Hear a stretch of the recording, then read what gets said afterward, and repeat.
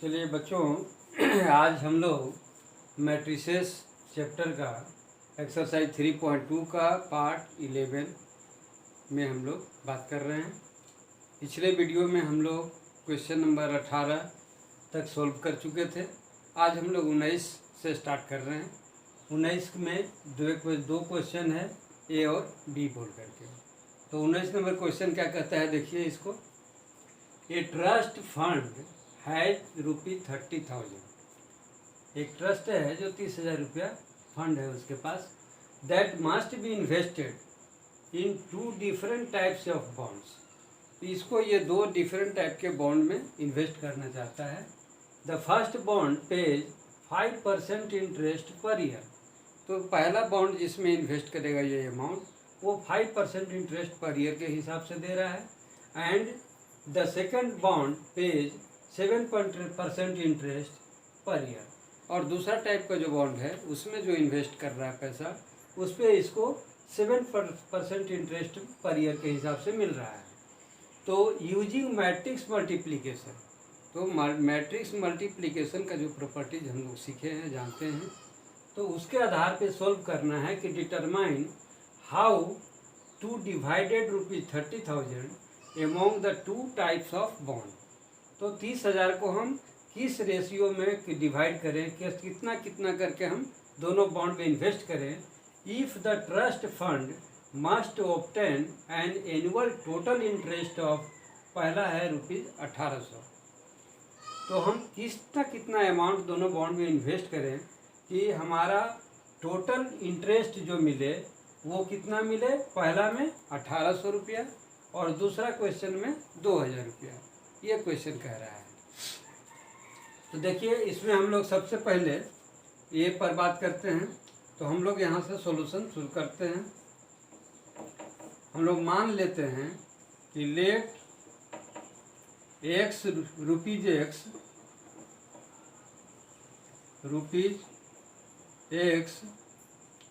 B invested in first bond. हम लोग ये मान लेते हैं कि पहली बॉन्ड में हम 100 रुपया इन्वेस्ट करेगा ये ट्रस्ट। तो जाहिर है कि टोटल अमाउंट कितना है इसके पास, ट्रस्टी के पास, तो 30,000 है। तो दूसरा बॉन्ड में कितना इन्वेस्ट करेगा, 30,000 माइनस 100 रुपये। तो इस प्रकार से, इसलिए क्या हो जाएगा कि ₹30,000 minus x B invested in second bond. ठीक है बच्चों। तो इस तरह से हम लोग मान लिए हैं कि पहली बॉन्ड में हम लोग 100 रुपया इन्वेस्ट करेगा ये ट्रस्ट, और दूसरी बॉन्ड में 30,000 माइनस 100 रुपये इन्वेस्ट करेगा। तो बाय मैट्रिक्स मल्टीप्लिकेशन के लिए हम लोग यूज करते हैं, फार्मूला से देखते हैं कि टोटल इंटरेस्ट हमारा कितना मिल रहा है। बाय यहाँ लिख सकते हैं मैट्रिक्स मल्टीप्लिकेशन, मैट्रिक्स मल्टीप्लिकेशन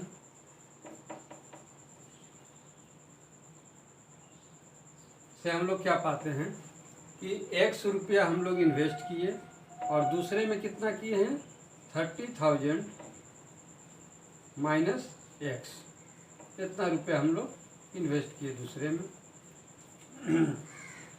पहला जो है हमारा इंटरेस्ट कितना के रेट से दे रहा है, 5% के।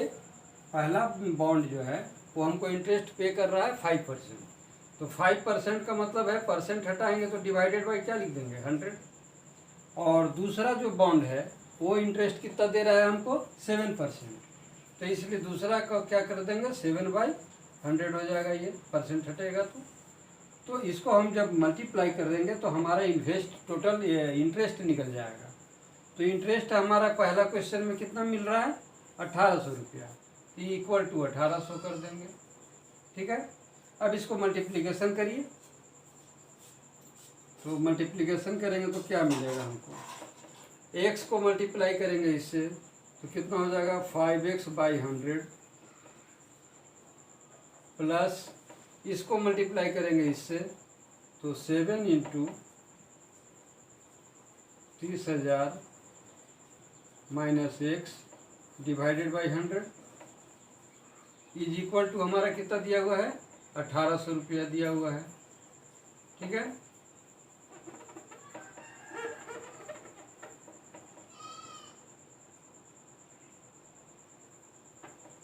तो ये 1800 दिया हुआ है। अब इसको कैलकुलेशन कर दीजिए, एलसीएम ले लेंगे 100, तो ये कितना हो जाएगा 5x प्लस 7×21,000, 21 यानी 2,10,000 हो जाएगा। 30,000 था तो 21 और 4 जीरो इतना, और 7 से इसको जब मल्टीप्लाई करेंगे तो हो जाएगा minus 7x is equal to कितना है, 1800 रुपया। ठीक है, अब इसको हम लोग थोड़ा और कैलकुलेशन कर देते हैं। तो यहाँ पर देख लीजिए आगे में,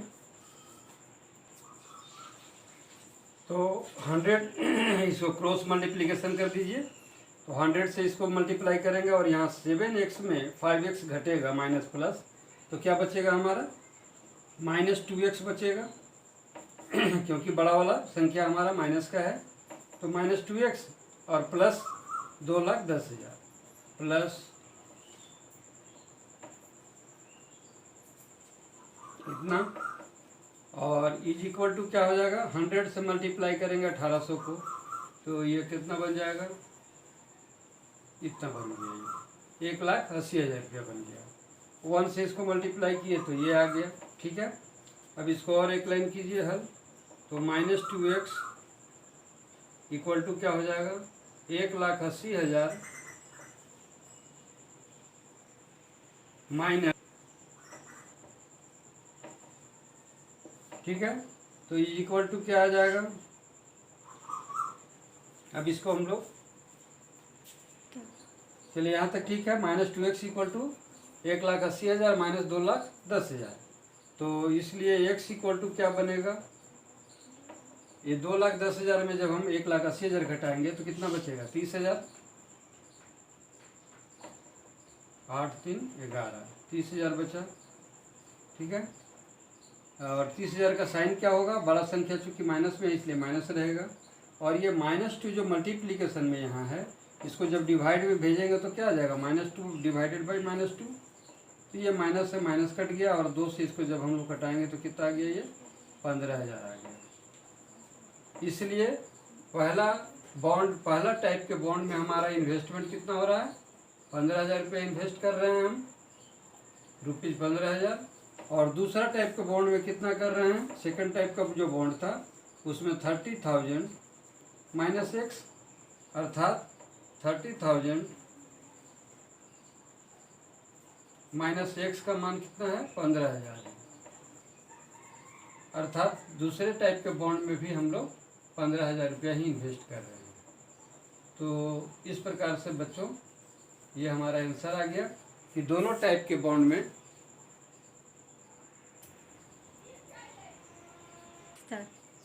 अब हम लोग इस क्वेश्चन का बी पार्ट जो है दूसरा नंबर, उस पर बात करते हैं। ठीक है, तो इसमें हमारा टोटल इंटरेस्ट कितना मिल रहा है, 2,000 रुपया मिल रहा है एनुअल।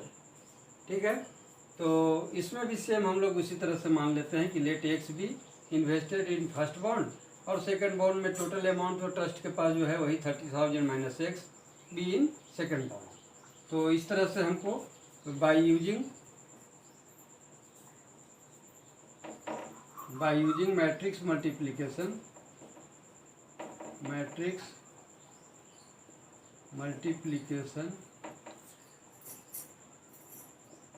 हम लोग क्या पाते हैं कि x और क्या है 30,000 minus x is equal to, पहला बॉन्ड हमारा क्या इंटरेस्ट दे रहा है 5% और दूसरा दे रहा है 7%। इस तरह से इंटरेस्ट का अमाउंट टोटल कितना हमारा बन रहा था, पिछला में बन रहा था 1800, अभी बी में कह रहा है 2,000 रुपया, तो ये 2,000 हो गया। अब इसको फिर से हम उसी तरह से कैलकुलेशन कर दीजिए, क्या बनेगा, x को इससे गुना करेंगे तो 5x by 100 plus 7 into 30,000 minus x divided by 100 is equal to कितना हो गया, ये 2000 आ गया। ठीक है, अब इसको एलसीएम ले लीजिए, 100 एलसीएम ले लेते हैं, तो ये 5x हो गया प्लस ये 2,10,000 हो जाएगा, 7×21 minus 7x is equal to 2000। ठीक है, चलिए तो इस तरह से हम लोग 5x माइनस 7x में जब हम लोग माइनस करेंगे तो क्या आएगा, -2x आएगा और प्लस कितना आएगा 2,10,000 और is equal to cross multiplication हम लोग करेंगे तो 100 से मल्टीप्लाई करेंगे 2000 को, तो ये 2 लाख आ जाएगा।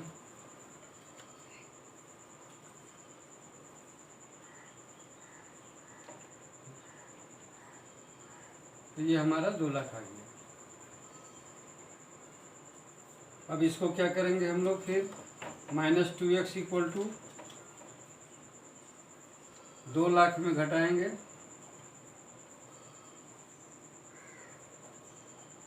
2 लाख माइनस 2,10,000,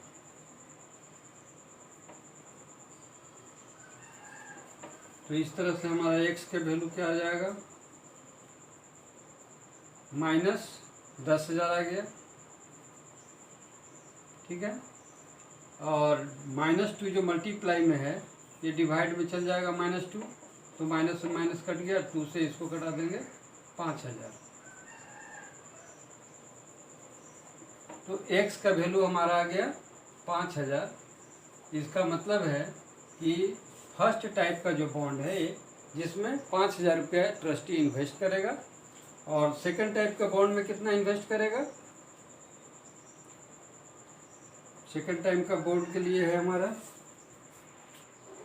सेकंड टाइप के बॉन्ड में हमारा कितना इन्वेस्टमेंट है, 30,000 minus x is equal to कितना आ जाएगा, 30,000 माइनस x का वैल्यू दे देंगे 5,000, अर्थात कितना आ गया ये 25,000। तो ये हुआ हमारा सेकेंड टाइप के बॉन्ड का इन्वेस्टमेंट, सेकेंड टाइप बॉन्ड। और फर्स्ट टाइप के बॉन्ड में कितना, फर्स्ट बॉन्ड में हमें इन्वेस्ट कर रहा है ट्रस्टी कितना, 5,000। तो इस तरह से ये हमारा आंसर आएगा। ठीक है बच्चों, अब हम लोग क्वेश्चन नंबर 20 को देखते हैं। The books of a particular school, कोई स्कूल का किताब दुकान है जो रखता है 10 दर्जन केमिस्ट्री बुक्स, 8 दर्जन फिजिक्स बुक्स एंड 10 दर्जन इकोनॉमिक्स बुक्स। तो इस तरह से उसके किताब दुकान के पास में 10 दर्जन केमिस्ट्री, 8 दर्जन फिजिक्स और 10 दर्जन इकोनॉमिक्स का बुक रखता है। Their selling price are ₹80, ₹60 and ₹40 each respectively. इसका मतलब हुआ कि केमिस्ट्री का बुक्स का रेट कितना है, 80 रुपया है, फिजिक्स का बुक का रेट क्या है, 60 रुपया है, और इकोनॉमिक्स का 40 रुपया पर बुक की रेट है। तो find the total amount the book shop will receive from selling all the books using matrix algebra. Matrix algebra को यूज करके हम लोग को निकालना है कि सेलिंग प्राइस हमारा सभी बुक को जब बेच देगा तो सेलिंग प्राइस टोटल अमाउंट कितना मिलेगा उसको। तो हम लोग कह सकते हैं कि total amount, solution, total amount equal to क्या होगा, number, total number of books, total books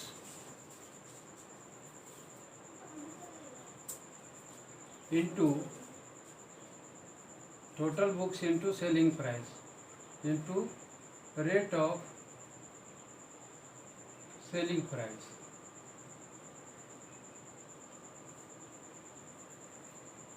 तो इस तरह से हम लोग टोटल अमाउंट सेलिंग प्राइस का निकाल सकते हैं। तो चलिए इसको हम लोग करते हैं। मैट्रिक्स का यूज करना है, मैट्रिक्स अलजेब्रा का। तो टोटल बुक्स हमारा कितना है, केमिस्ट्री है 10 दर्जन, तो 10, फिर है 8, और फिर कितना है इकोनॉमिक्स का भी 10 दर्जन है।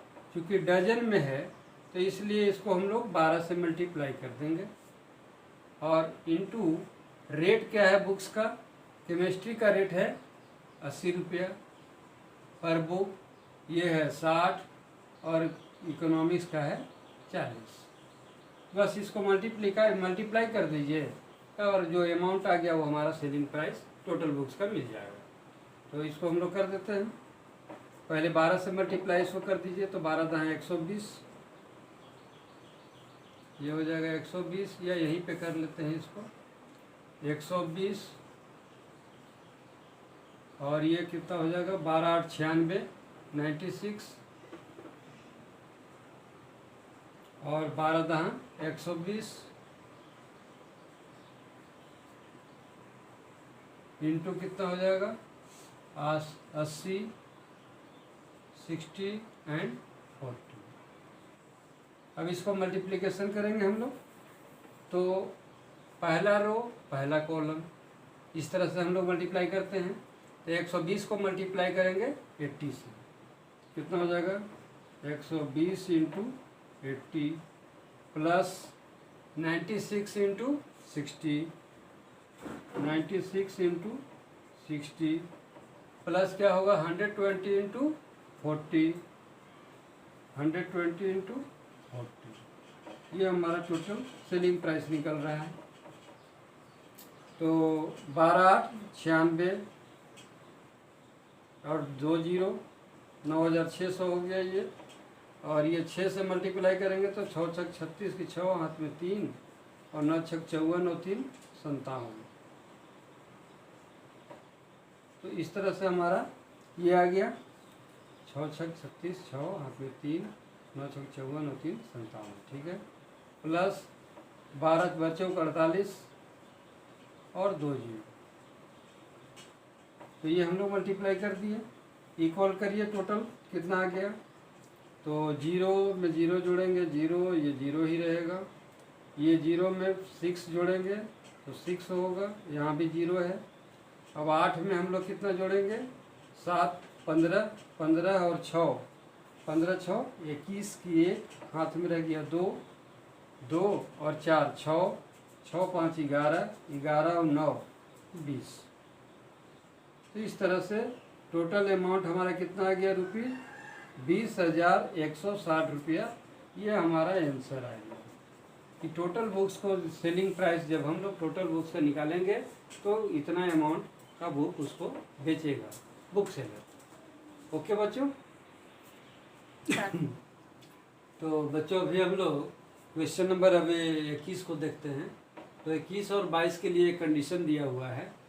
कहता है ये कि assume X Y Z W and P R matrices of order 2 into N, 3 into K, 2 into P, N into 3 and P into K respectively. इसका मतलब हुआ कि X का ऑर्डर कितना है 2 into N है, Y का हमारा 3 into K है। तो इसी प्रकार से सभी का ऑर्डर रेस्पेक्टिवली दिया हुआ है। तो choose the correct answer in exercise 21 and 22। मैंने क्वेश्चन नंबर 21 और 22 के लिए ये कंडीशन है, तो उसमें करेक्ट आंसर चूज करना है। क्वेश्चन नंबर 21 क्या कहता है कि the restriction on N, K and P so that, दिखाना है आपको कि PY plus WY will be defined R. अब इस चारों कंडीशन में कौन सा उसके डिफिनेशन के अनुसार सही है आंसर, वो आपको निकालना है। तो चलिए हम लोग लिखते हैं किसको डिफाइन करना है। हमको डिफाइन करना है PY प्लस WY, ठीक है। तो P का ऑर्डर क्या है हमारे पास पी का देखिए ऑर्डर क्या है, 1 2 3 4 नंबर में, 5वां नंबर है। तो 1 2 3 4 5वां। पी का ऑर्डर क्या है, पी इंटू के है। तो इसका ऑर्डर हम लोग लिख देंगे पी इंटू के। फिर वाई है, वाई कहाँ है हमारा, सेकंड नंबर में। सेकंड नंबर ऑर्डर क्या है, 3 इंटू के। तो 3 इंटू के हो गया, प्लस डब्लू है। तो वाई का ऑर्डर क्या है हमारा, वाई का है सेकंड नंबर में 3 इंटू के। तो 3 इंटू के दे देंगे, प्लस डब्लू वाई चाहिए। तो डब्लू का ऑर्डर क्या है, चौथा नंबर में है। तो 1 2 3 4। डब्लू का ऑर्डर है एन इंटू 3। तो यहाँ का ऑर्डर लिख देंगे एन इंटू 3। और फिर वाई है, वाई का ऑर्डर हमको पता है कितना, 3 इंटू के। 3 इंटू के, ठीक है।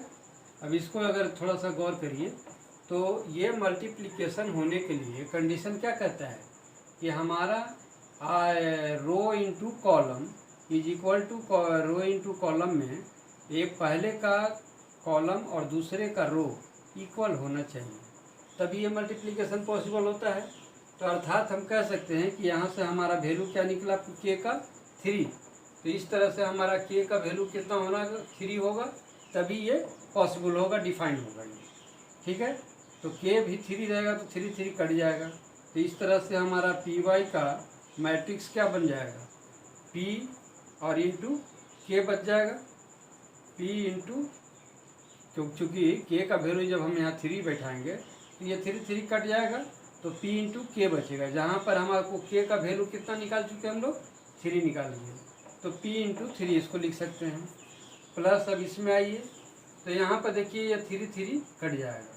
तो डब्ल्यू आई का वैल्यू कितना आ गया, डब्ल्यू आई का आ गया एन इंटू के, ऑर्डर आ गया एन इंटू के, जहाँ के क्या है हमारा 3 है, ठीक है।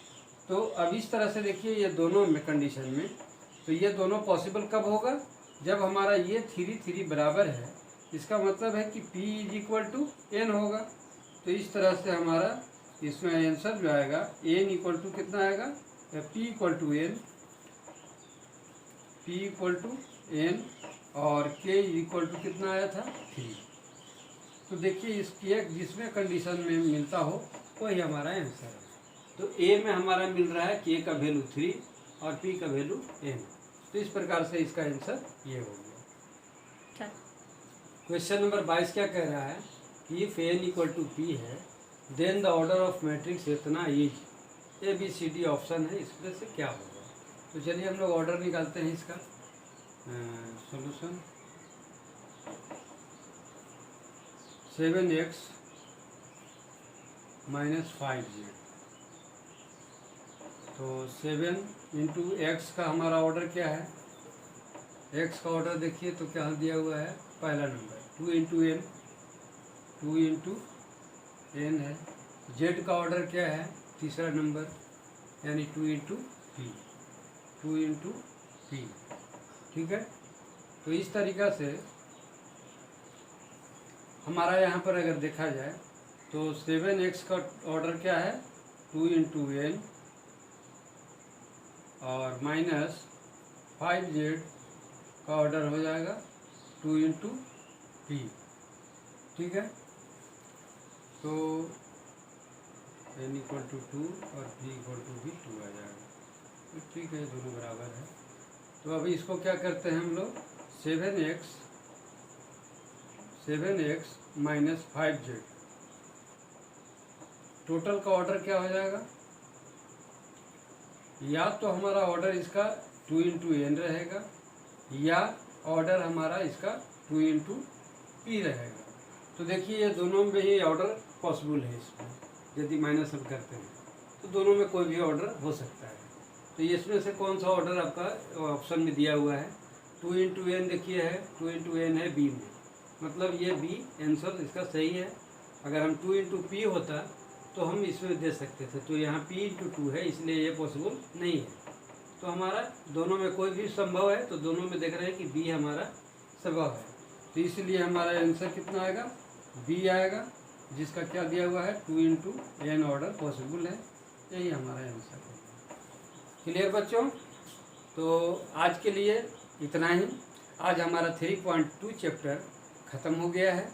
अब हम लोग अगले वीडियो में 3.3 चैप्टर का पर बात करेंगे, उसको सॉल्यूशन करेंगे।